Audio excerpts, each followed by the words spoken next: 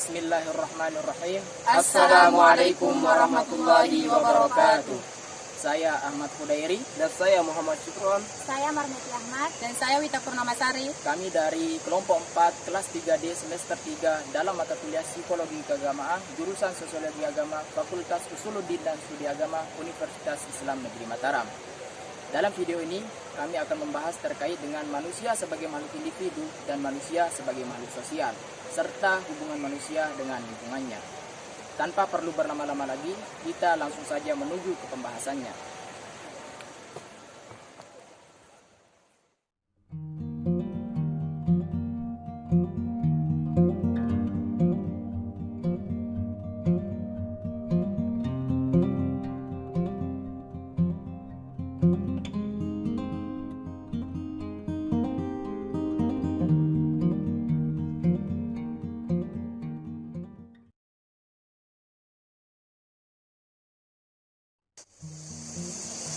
Manusia sebagai makhluk individu. Kata individu berasal dari kata in dan deviet, yang berarti suatu kesatuan yang paling kecil dan tak terbatas. Dalam bahasa Latin, individu berasal dari kata individuum. Manusia terdiri dari jiwa dan raga yang merupakan suatu kesatuan yang tidak dapat dipisahkan. Winkel, salah seorang tokoh psikolog, mengemukakan bahwa manusia mempunyai dorongan untuk mengabdi kepada dirinya sendiri dan dorongan untuk mengabdi kepada masyarakat secara bersama. Manusia merupakan kesatuan dari keduanya. Manusia merupakan makhluk hidup yang bisa berperan sebagai subjek maupun objek. Manusia sebagai subjek dalam melaksanakan tindakan atau tingkah laku dalam lingkungannya, sedangkan manusia sebagai objek, ia dapat memikirkan dirinya sebagai objek pikiran dan lingkungan. Di sisi lain, manusia sebagai makhluk individu memiliki ciri khas tersendiri. Tidak ada manusia yang persis sama 100%. Pasti setiap individu memiliki letak perbedaan masing-masing, baik perbedaan dari segi fisik, pola pikir, dan selera dalam berbagai hal, seperti selera terhadap makanan, minuman, bahkan pasangan. Pasti setiap orang memiliki letak perbedaan masing-masing, walau bahkan orang yang kembar sekalipun. Dalam kehidupan seorang individu, pasti akan mengalami yang namanya perkembangan dan pertumbuhan. Ada beberapa faktor yang mempengaruhi perkembangan dan pertumbuhan seorang individu. Yaitu yang pertama ada namanya narsistik. Aliran ini bersumber pada pemusatan potensi manusia, dan dalam hal ini dikatakan bahwa perkembangan dan pertumbuhan seorang individu itu ditentukan oleh faktor-faktor kejadian lahir atau faktor-faktor genetik. Misalnya, orang tua yang memiliki jiwa seni, maka anaknya juga akan memiliki jiwa seni. Yang kedua, ada namanya empiristik. Empiristik ini merupakan kebalikan dari narsistik. Dan dalam hal ini dikatakan bahwa perkembangan dan pertumbuhan seorang individu itu ditentukan oleh lingkungan dan apa yang dia alami. Misalnya, saya melihat langit itu berwarna biru, maka saya akan memiliki pengetahuan bahwa langit itu berwarna biru. Yang ketiga ada namanya konvergensi dan interaksionisme.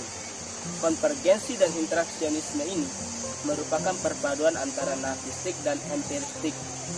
Dalam hal ini dikatakan bahwa memang benar seorang individu itu telah memiliki bakat sejak dia lahir. Akan tetapi jikalau hal tersebut tidak dirangsang atau distimulus di lingkungan sekitarnya, maka bakat tersebut tidak akan muncul. Contohnya, sewaktu kita kecil, kita belum bisa berbicara apa-apa. Namun, karena ada rangsangan dari orang tua kita, maka kita bisa berbicara mama, papa, dan lain sebagainya.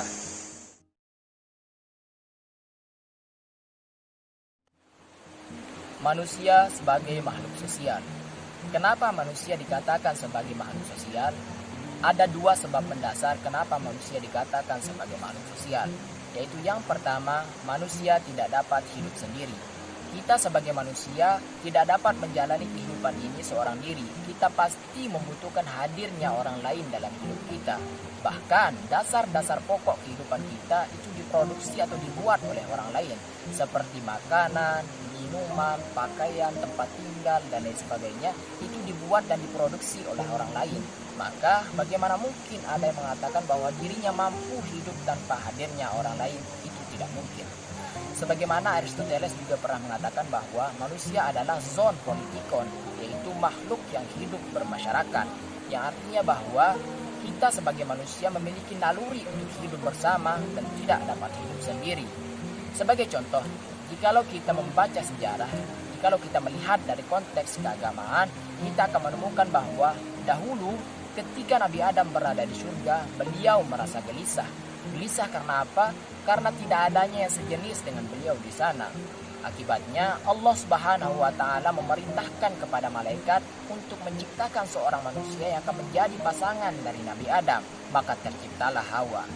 Dari contoh ini dapat kita simpulkan bahwa manusia tidak dapat hidup sendiri dimanapun ia berada. Faktor kedua atau sebab kedua kenapa manusia dikatakan sebagai makhluk sosial, yaitu adanya interaksi. Kita sebagai manusia pasti pernah melakukan interaksi dalam hidup kita. Tidak ada manusia yang tidak pernah melakukan interaksi dalam hidupnya. Bahkan dari sejak kita lahir pun kita sudah berinteraksi. Dahulu ketika kita kecil, kita sudah berinteraksi dengan orang tua kita. Baik itu dalam bentuk kedipan, senyuman, gerakan, tangisan, dan lain sebagainya. Ini menunjukkan bahwa kita sebagai makhluk sosial pasti pernah melakukan interaksi dalam hidup kita. Dari interaksi-interaksi tersebut maka terjalinlah hubungan sosial. Menurut Paul Ernest, hubungan sosial adalah cara manusia untuk saling berhubungan satu sama lain. Maka seiring berkembangnya zaman, cara-cara manusia untuk saling berhubungan satu sama lain pun berkembang. Sebagai contoh, jikalau kita melihat dari konteks zaman sekarang, maka kita bisa melakukan hubungan sosial untuk berinteraksi dengan media-media yang sangat mudah, seperti melalui Facebook, WA, Instagram, Zoom, dan lain sebagainya. Ini menunjukkan bahwa seiring berkembangnya zaman, maka cara-cara manusia untuk berhubungan satu sama lain pun berkembang.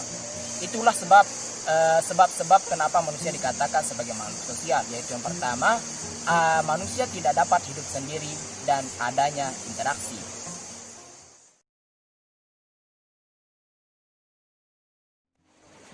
Hubungan manusia dengan lingkungannya. Secara garis besar, lingkungan dibagi menjadi dua. Yang pertama itu lingkungan fisik, yaitu lingkungan alam dan geografis dari suatu wilayah seperti keadaan tanah dan keadaan musim. Sedangkan yang kedua itu lingkungan sosial, yaitu lingkungan masyarakat yang di dalamnya terdapat interaksi antar individu atau individu dengan kelompok.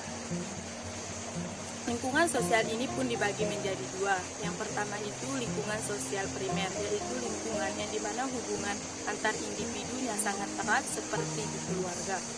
Sedangkan yang kedua itu lingkungan sosial sekunder, yaitu lingkungan yang dimana hubungan antar individunya agak longgar atau kurang saling mengenal seperti di pasar.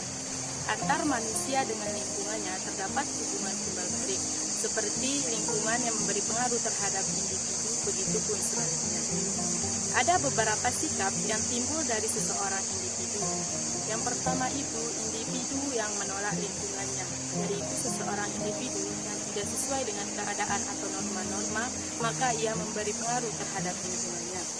Yang kedua itu individu yang menerima lingkungannya, yaitu seseorang individu yang sudah sesuai dengan keadaan atau norma-norma yang ada di lingkungannya, sehingga ia tidak melakukan tindakan apapun untuk merubah lingkungan tersebut. Yang ketiga itu individu yang bersikap netral, yaitu individu yang acuh tak acuh atau tidak menerima ataupun tidak menolak lingkungannya.